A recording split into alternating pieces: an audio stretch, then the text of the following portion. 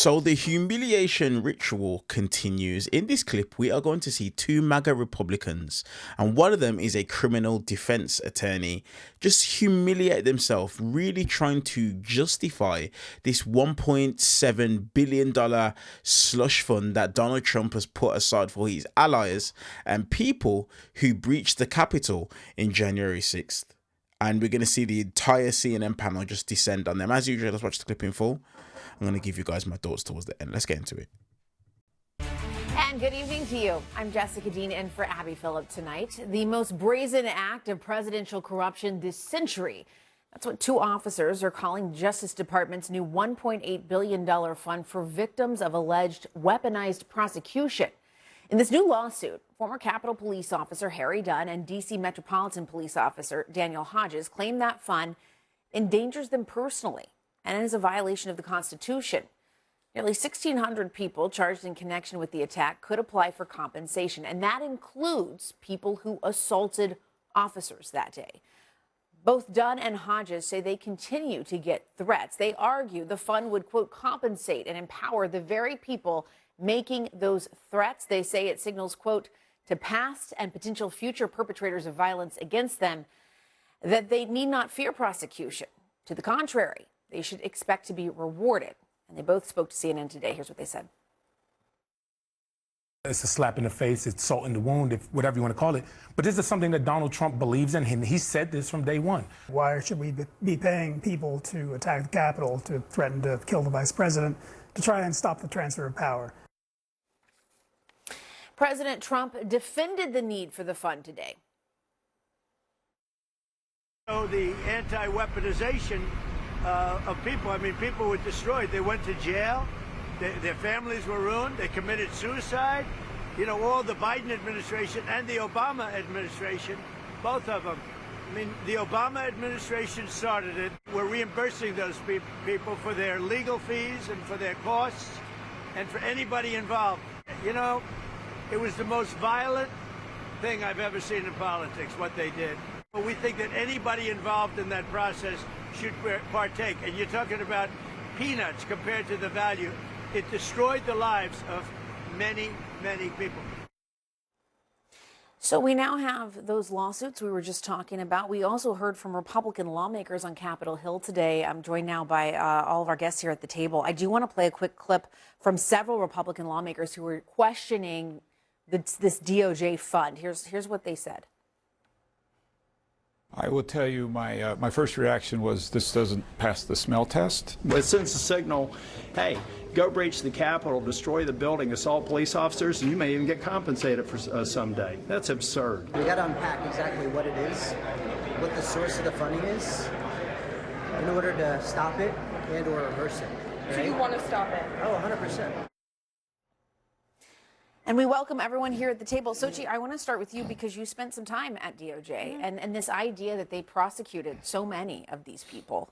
And now this idea that there would be this fund to compensate some of these people and that it's going to be left up, Todd Blanche says, to this kind of arbitrary group of people that they're going to decide that the president can get rid of anytime he wants. Yeah. It's a remarkable thing. It's completely shocking. And I was there when they were prosecuting these cases, and it was a top priority for the administration. And I will note is that while President Trump continues to talk about how the last Justice Department weaponized the government and prosecuted these people, it's just absolutely not true.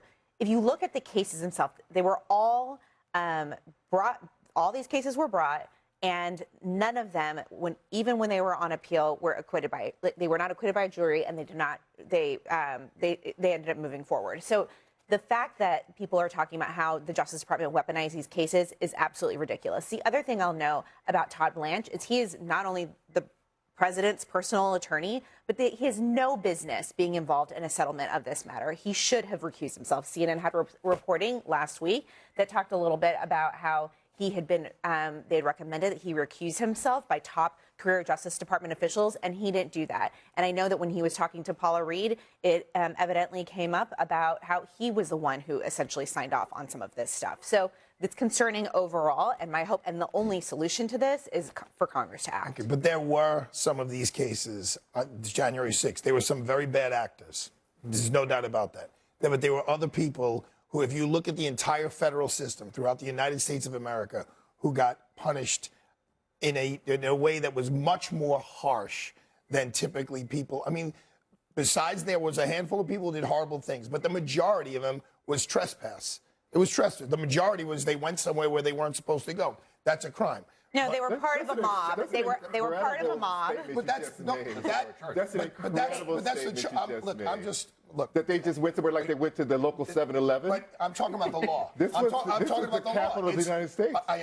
Listen, I think it was the worst day in American history. So 9/11 was the worst day in American history, but this is a horrible, horrible day. I'm not defending what happened that day.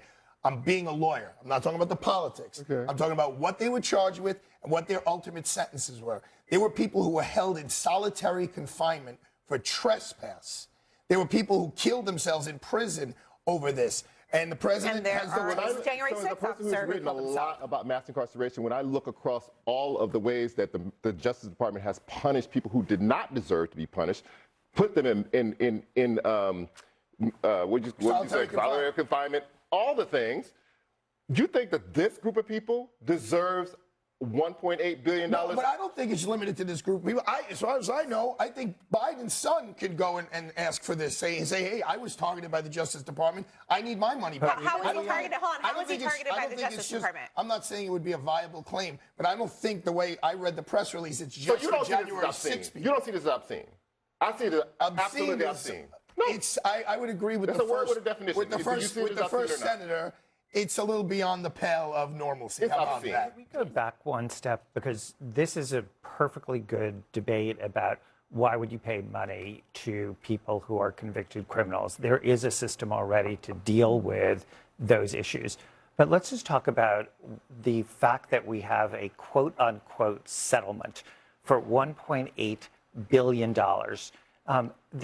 Let's leave aside that it's collusive, because the plaintiff and the defendant are the same person. Yeah, that's not typical. But then so one of the reasons you know it's collusive is not just that they're the same party. Donald Trump himself said, when he brought the case, saying, I know this is odd because I'm on both sides.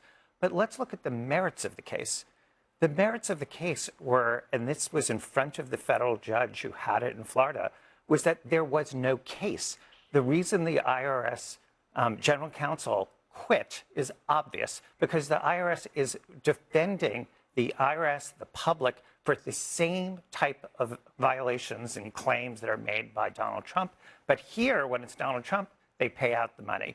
The clear way that this case should have been dismissed is it was not brought timely. It was supposed to be made within 2 years. Do you know how much money that means that the public would owe Donald Trump? Zero. And zero is a lot less than $1.8 billion. It's not Donald Trump who's getting the money, correct? But that's irrelevant. Oh, well. Because the money is styled. The money is styled. Some people have argued it's not going in his that pocket. it's That's his different allies, than him not that getting he's it. able to then reward allies. What do you think about that with the $1.8 billion? Well, again, according to the fund, the way it's written is it's not supposed to go to Donald Trump's allies. It's going to be a process. There's going to be people appointed by, I think, members of Congress, members of the executive branch. The vice president stood up on stage and said the only people who haven't gotten any sympathy were the people who had stormed the Capitol and voted for Donald Trump. The vice president was saying that these were going to be Trump voters and people who stormed the Capitol for him. On the question of who this would be, we do have a clip from Todd Blanche talking to CNN today about who this would be and if it would be people who assaulted cops. This is what he said. One of the factors the commissioners have to consider is what the claimant did, the claimant's conduct, okay? So in the hypothetical you just described, the claimant would have to say, I assaulted a cop and I want money. So whether the commissioners will give that person money, that claimant, it's up to them. But that's one of the factors they have to consider for the very reason that was raised yesterday, which should be raised, which is that President Trump, this Department of Justice, does not stand for assaulting law enforcement. So we still don't have a clear answer. There's clearly not if you assaulted a cop, you can't apply. You can. It's the commissioners who, again, can be fired by Donald Trump, the president, at any moment. And they get to decide who this would be. We also have reporting now that the head of the Proud Boys is going to apply for this restitution. Look, you can be very reluctant to say that nobody deserves restitution for things that happened in the Biden administration. I'm reluctant to say that, and also acknowledge that this is obviously a gimmick designed to advantage the president's political allies, not necessarily financially, but certainly ideologically. It's not just $1.8 billion, it's $1.776 billion, because it's definitely not a gimmick. Well, However, he's tied it to the 250th anniversary, right? Right. However, the president does have a point insofar as what he's doing is not necessarily unprecedented if you're talking about rewarding your ideological allies. What Joe Biden did at the very end of his presidency. How did he reward his allies? Joe Biden? Joe Biden? I'm about to tell you. At the end of his presidency, DOJ, an ethics attorney, in writing, said, Joe Biden, you cannot say that you have pardoned nonviolent drug offenders. It is, quote, untrue, at the very least misleading. And that's exactly what he did. He said, I'm going to flatten individuals, render them just an avatar of a tribe, and say you're all pardoned and commuted, and this is all nonviolent drug offenders. It was not true. To say nothing of the fact that you had fraudsters, this Cuyahoga County guy, the cash for cars judge who was imprisoning judge. But leave that all aside. But two wrongs make a right. I mean, let's assume that assume everything that you said is true. It is true. So Go check my facts. Let's assume that. How does that make what's happened we're talking about correct? It doesn't. And what I'm frustrated by is the degree to which you hear from some on the left when you say things that are consistent.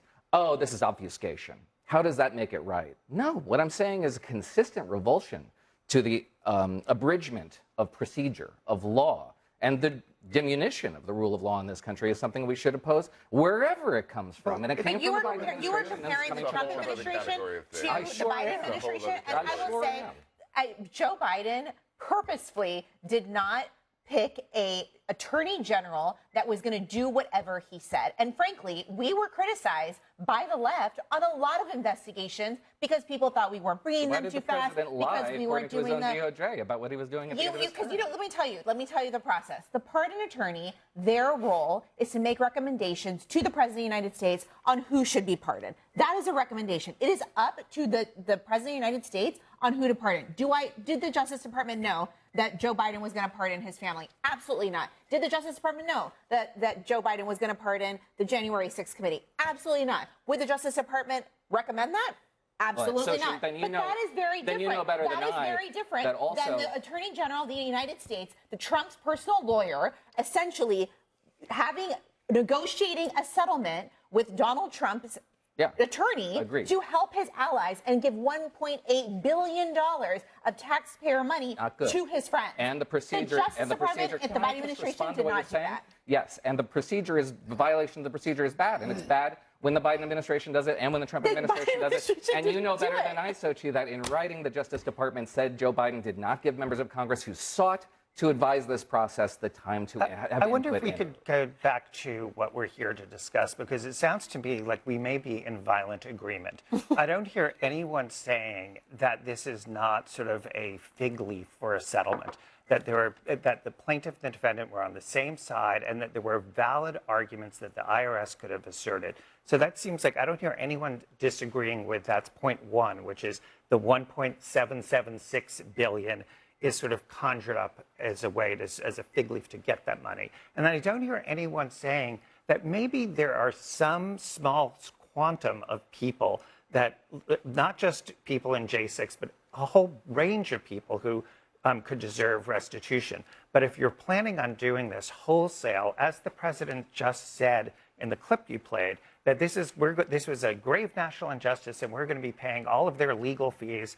And remember, he pardoned them all en masse. He did not do a triage. So I don't hear anyone here at the table saying that they would disagree with the commission saying, oh, you know what, we're going to give huge amounts of money to people who attacked police officers and did more than just trespass. Right. It sounded like Todd Blanche was saying that that's not what the president wants, and he's on the record to say he's not supportive of anyone attacking a police officer. I just want to talk about the two officers who brought the lawsuit. He did pardon. He's already pardoned the people who attacked police officers. There's a difference between pardoning them. They already did their jail time. So there's a difference between pardoning them. They haven't done it all.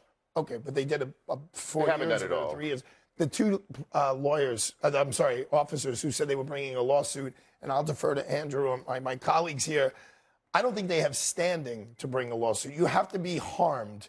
So the fact that there's money that's going to people that could harm them, there's not a controversy. To bring a case, there's got to be some controversy. It can't be, there might be a controversy. This might lead to somebody harming me. So I think on a summary judgment motion, if they bring that lawsuit, it'll be dismissed. We have to go to break, but quick question just for my clarification. But what if they were there that day and were emotionally harmed? Does that count? So I actually agree that the argument for standing, because it turns out, like, not every taxpayer could say, oh, I want to sue because you're using my taxpayer money. That's that under the law, you would be basically opening up the courts to just myriad lawsuits. So here I agree that the reason that these people say they're individually hurt is pretty weak. So in terms of just, that's not the merits, that's just whether they have an individual stake. You're talking about, standing. Exactly. So it's a very procedural issue. It doesn't mean that this is correct. There are all sorts of other people who may sue who have better arguments for standing. But I agree that this lawsuit is maybe not the best in terms of seeing it go to the end of the day. But I think for the moment, I think we're going to see a political solution here rather than a legal solution.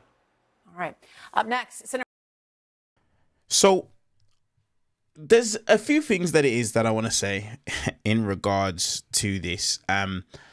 Like I always say to you guys, for Republicans, you have to be willing and accepting of the fact that what you're about to take part in is going to be a public humiliation ritual. You see, exactly like we saw the Republican on the left, I'm not sure of his name, the guy in the kind of bluey suit, when he said and made clear, because there's a lot of numbers flying around. Some people say 1.7 billion, some people say 1.8 billion, but the actual number is $1.776 billion. And no, that's not a coincidence at all.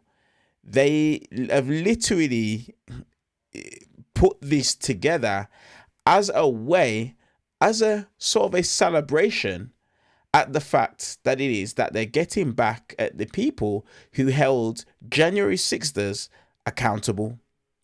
Now, when you take a look at the fact and the idea that what they're basically doing is they're giving a pass to over 140